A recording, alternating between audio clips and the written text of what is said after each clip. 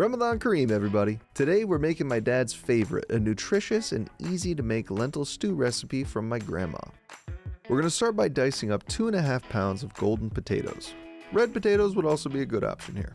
I decided to make these slightly large cubes, but you can make the cubes smaller if you or your family prefer smaller pieces. If they're too much smaller, it may change the cook time though, so be aware of that. Now we're going to dice up 2 yellow onions using my favorite dicing method.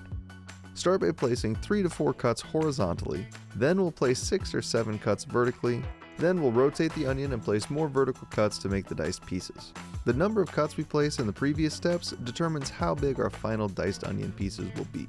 One last note, make sure you're careful when doing this. Some onions are juicier than others and the knife can sometimes slip. In a big old Dutch oven, we'll toss in 2 or 3 tablespoons of olive oil along with 2 pounds of Midamar's beef or lamb stew meat. You can pick that up at the link in the description below and get it delivered right to your door. Bring in our onions, then mix it up. We'll let that cook for about 15 to 20 minutes or until the onions have softened, the beef is browned, and the accumulated juices are starting to thicken.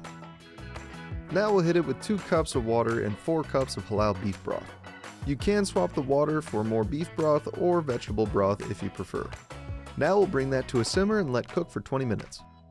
Once that's simmered, we'll add in 2 cups of green lentils along with our cubed taters. We'll cover that and simmer for 15 to 20 minutes, stirring occasionally. Once the potatoes and lentils are softened, we'll hit it with a little salt and pepper.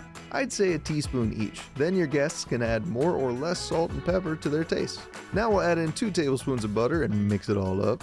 If you find your soup is lacking in liquid, I recommend adding some vegetable broth or stock until it gets more soupy. If you do decide to add more broth, you will need to add more salt and pepper. And that's it, you're ready to serve. Make sure you subscribe so you can get more easy Ramadan recipes, and we'll see you next week for another delicious halal recipe.